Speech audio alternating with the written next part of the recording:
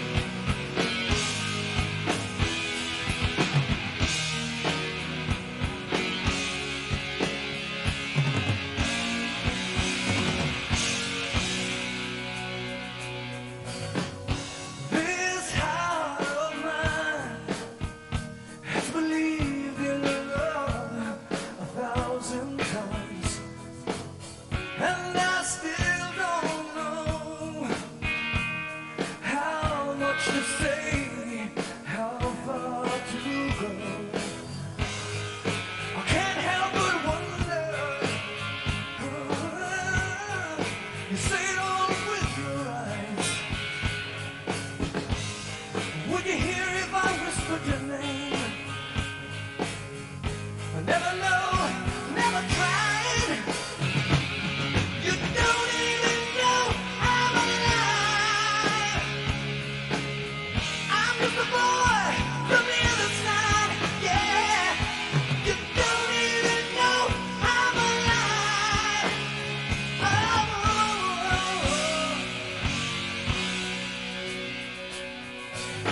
In my world I'm told, they say it takes more than love, but that leaves me cold.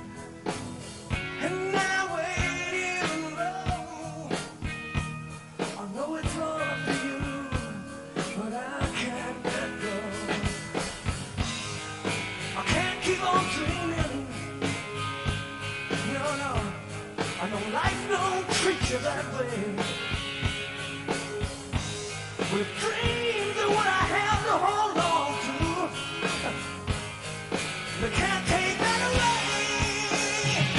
Now you don't even know I'm alive.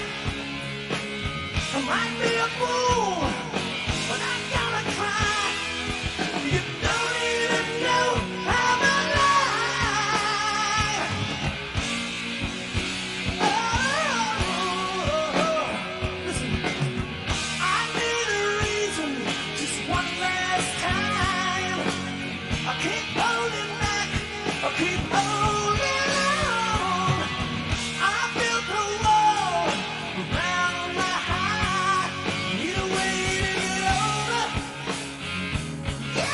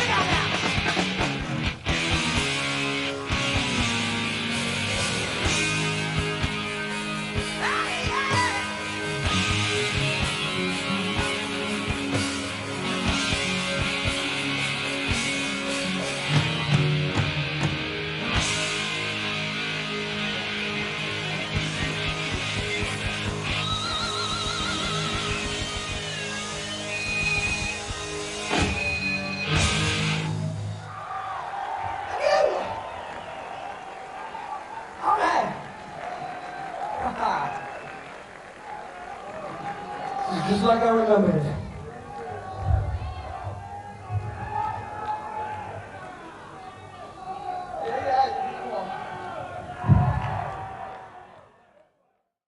Static even. Okay, so if I can start off just getting a brief history of the band, how you met, how you came to work together, that sort of thing. I guess that means me start, huh? All right. While I was recording my second solo album, Long Hard Look, I had the good fortune to have Viv playing about 3 tracks, and we struck up a friendship and talked about working together at some point in the future. At the time, he was involved in a group called River Dogs. A short time later, upon their demise, we again spoke about putting something together, and along with Bruce Turgan, the bass player and co-writer of a lot of the songs, we ventured out as a band, looked for a drummer, and began putting together what would become the first Shadow King album. Splendid. And what sort of experience do you think you brought to the band, the Shadow King band, from your previous solo stuff? Obviously you did in D.L. Whitesnake, that sort of thing.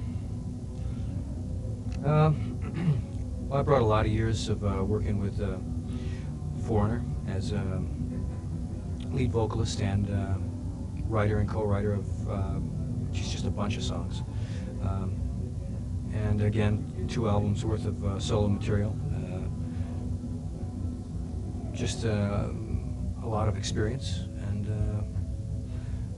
hopefully a strong vision and some very definite focus on what Shadow King could be as a rock band.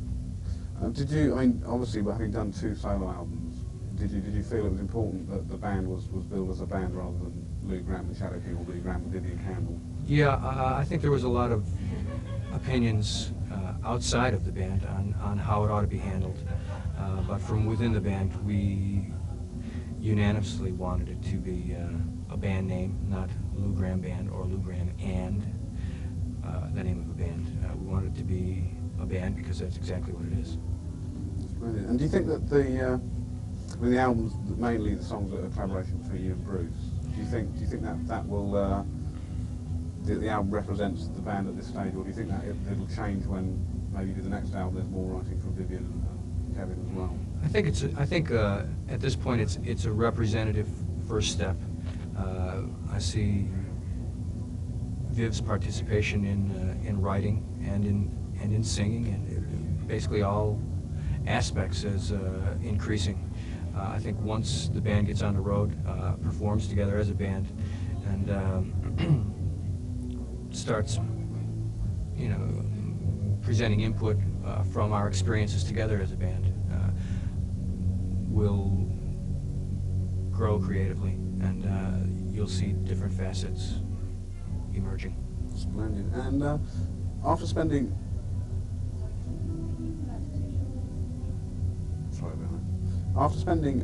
all these you did in obviously very famous and influential bands, do you ever feel there's any pressure on you when you're doing the album to surpass what you've done before? I don't know. I kind of I feel like I have my own goals to achieve, and I try and keep them within reach, just out of reach maybe. I think that there'll always be some sort of comparison with things I've done in the past, mainly Foreigner. But I'm very proud of, my participation in that band. But let's turn the page. We're on to something new. If I can ask a few questions about the album now. After hearing the River Dogs album, which was the last thing we did before this album, and your Long Hard Look album, I was a bit surprised that I don't know what the word, perhaps I thought Viv's guitar playing was a bit subdued on the album. Do you think that's a fair comment? There wasn't as much guitar playing as maybe I've heard in the past. Well, when I listened to the River Dogs record now, I think I overplayed, because the River Dogs record was really something that I wanted to do, because it was a departure from Dio and Whitesnake. It was a rock band that had a hard edge. It was guitar driven, but it wasn't a heavy metal band. It was very song oriented and blues influenced. And but while I was making that record, I kind of wanted to turn the corner, but I didn't want to turn the whole way. So I had a tendency to overplay. And now, when I listen to the record, it sounds a little bit overdone to me. So I'm very cognizant about, what's appropriate for the song. And in the case of Shadow King, it's the songs are basically all very melodic, just with a guitar edge. And so if anything, I'd rather be understated than overstated, particularly for this first record. I think, as you'll find tonight when we play live, I probably play a little bit more aggressively. And I'm sure I will on the next record. I don't consider that I really was too subdued on the record. There's maybe one or two songs where I tended to cater to the lesser rather than the more school thinking. And it's just a question of what's appropriate for the record and what's appropriate for the band. Splendid. Can I check, is that t-shirt all right? What's wrong with it? Do you want to move that? It needs to be restart.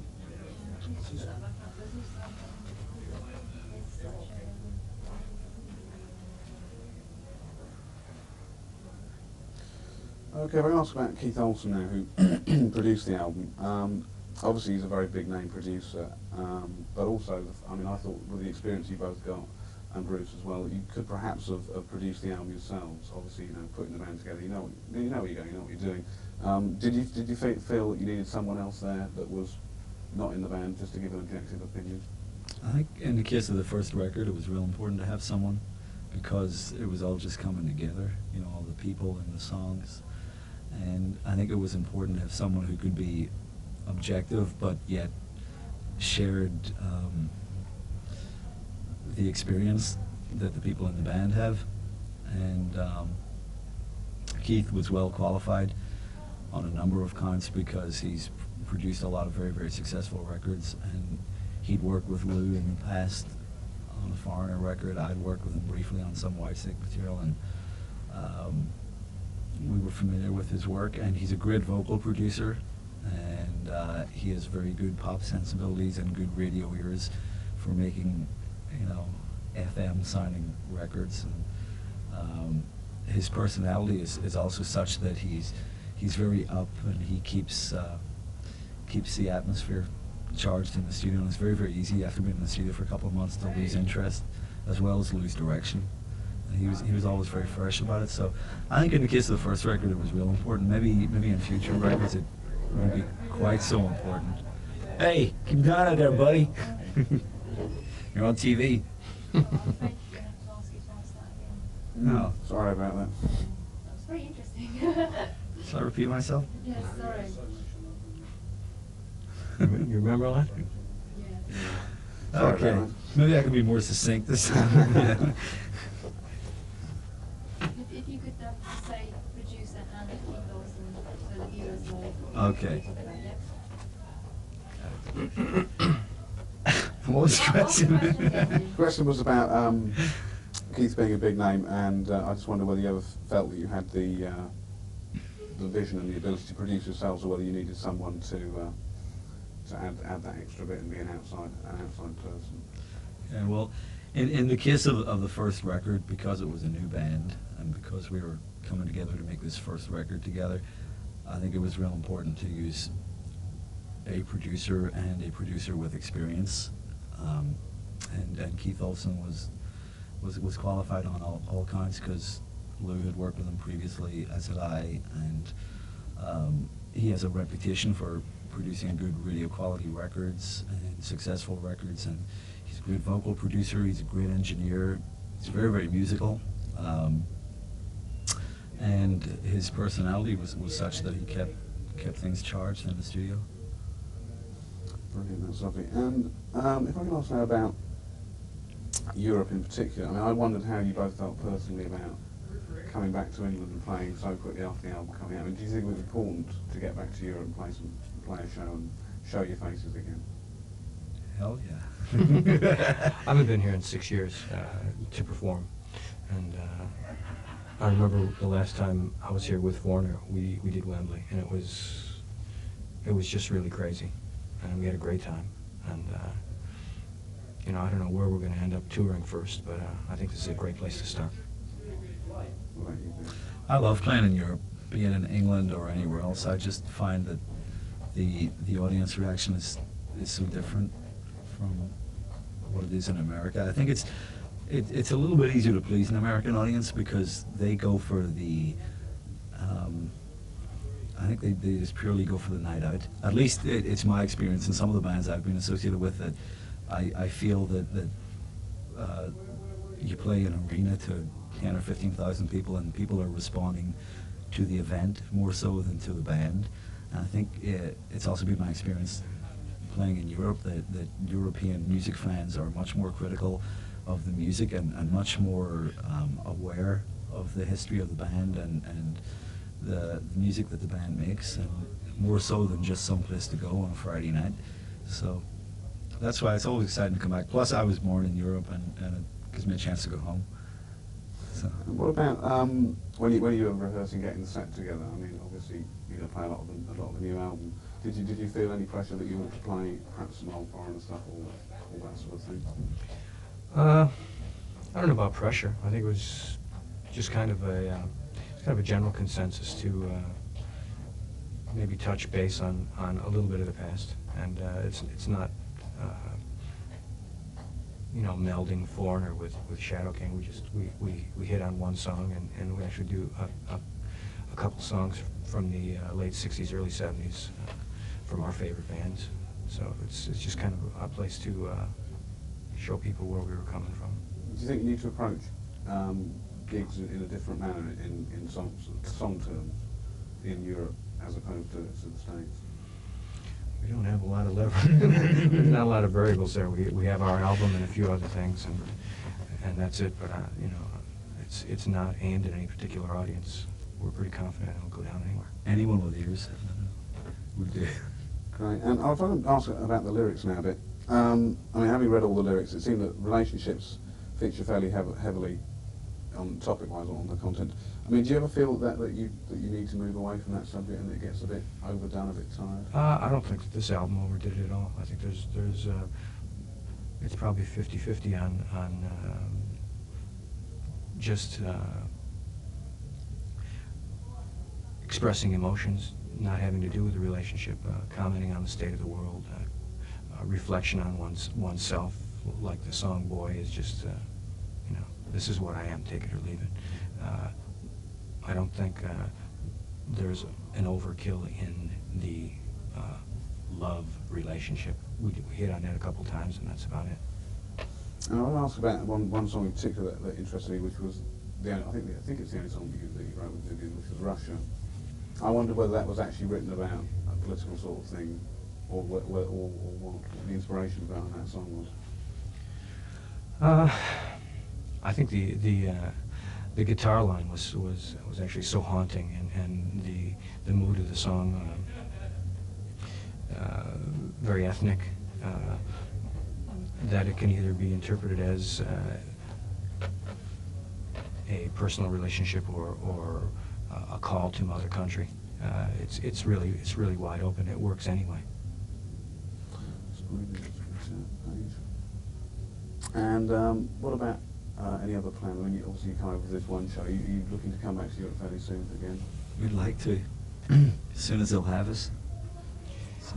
We've just signed with an agency, and they promised us something pretty good for 1992. We're gonna need all of that to establish this band, but we don't know what it is yet. So.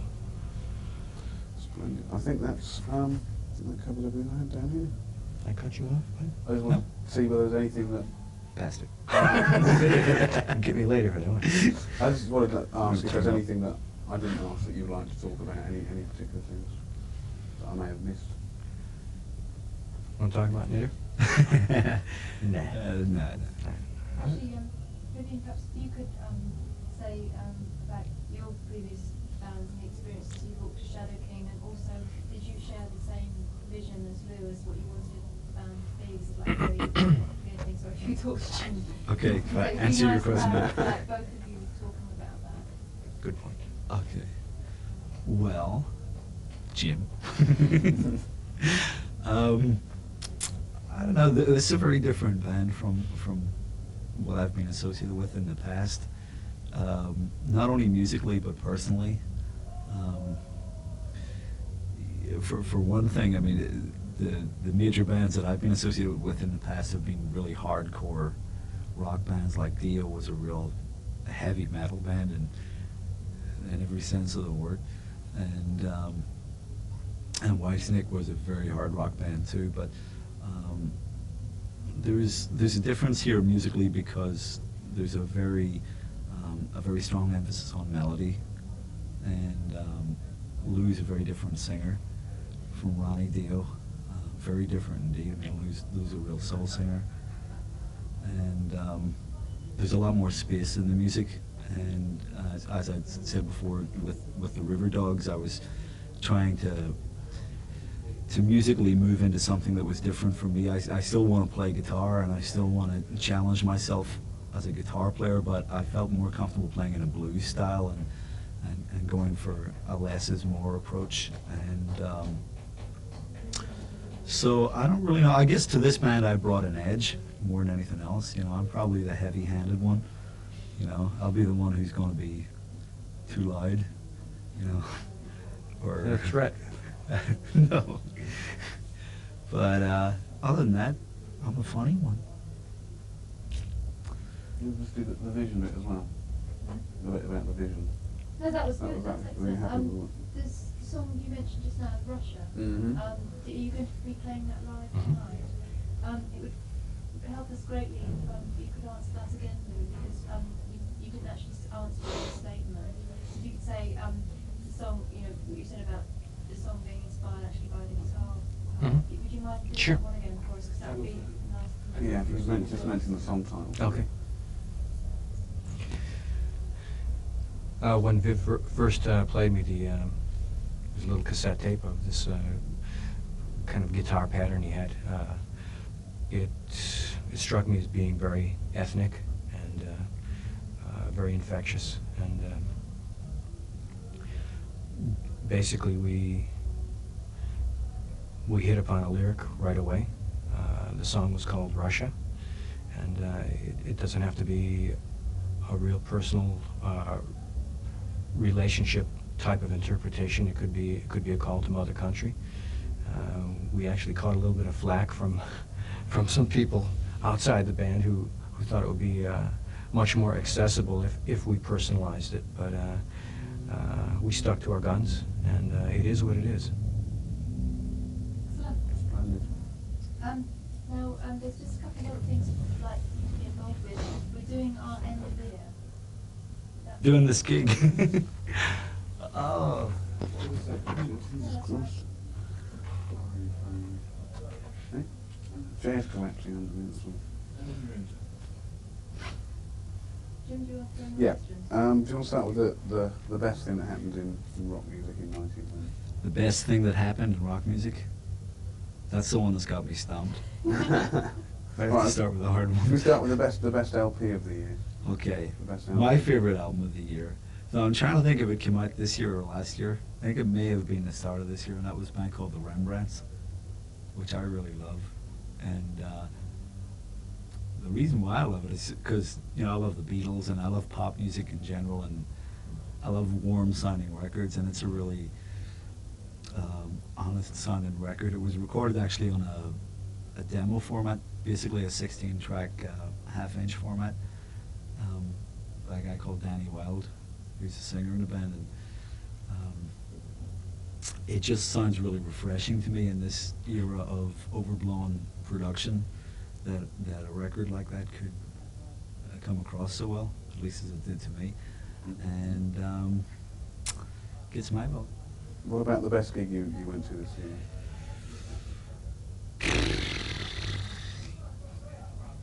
Gee, the River Dogs. I went to see the River Dogs a couple of weeks ago. I swear to God, I went to see the River Dogs a couple of weeks ago, and they were great. They were really outrageous. They got a bunch of new songs, they got a new drummer, they just got their act together, and they sounded very impressive. And I'm sure I've seen a lot of other gigs. I go to see a lot of bands and stuff, and I can't remember offhand, but that's certainly in the last few months that's been one that took me by surprise, because I really didn't expect it to be that good. What about the worst thing in rock music this year? The worst thing in rock music, I think, is a continuing trend to just follow formats, you know, and stifle creativity. And I don't think that the music industry is very conducive to creativity, and that's unfortunate, because that's what it's supposed to be about. What about the best thing? We can get back to that. The best thing that's happened? For me, joining Shadow King, getting to come to Europe and hopefully do this show, which will be the start of many, and you know, having a good time, being allowed to do what it is I do, because if I didn't do this, I don't know what I'd do. Thank God for rock and roll. Brilliant. Excellent, thank you. Splendid. Okay. You've taken all this.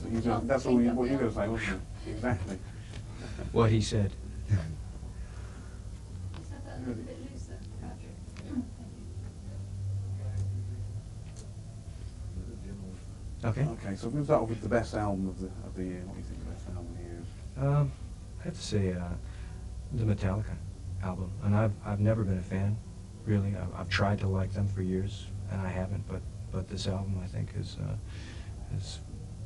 done it for me. That I think there's a stronger sense of melody, and the modal harmonies are really appealing. What about the best gig of the year?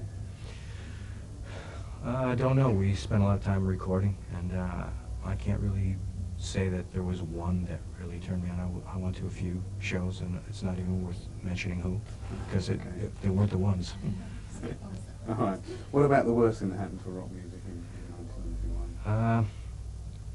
I think we lost a lot of good people in rock, from Steve Marriott, Steve Clark. Geez, I don't want to start naming names, because I know I'm going to forget somebody, and they were all important, and they'll all be missed. That's a drag. Also, the continuing tightened format and the absence of rock on the charts is a little bit depressing, but I think it's going to change. Right. What about the best thing? The best thing of the year? For me, completing this album and feeling like I've accomplished something new and vital and fresh, and having a good bunch of people around me. Splendid. That's great. Okay, that's it for you guys. Thank you very much.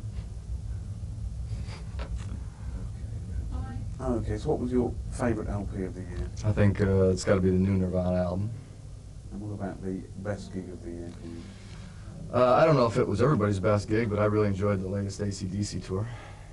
And what about the worst thing that happened in rock music, or to rock music? The worst thing that I can think of, it's pretty close to home, is the Bill Graham tragedy.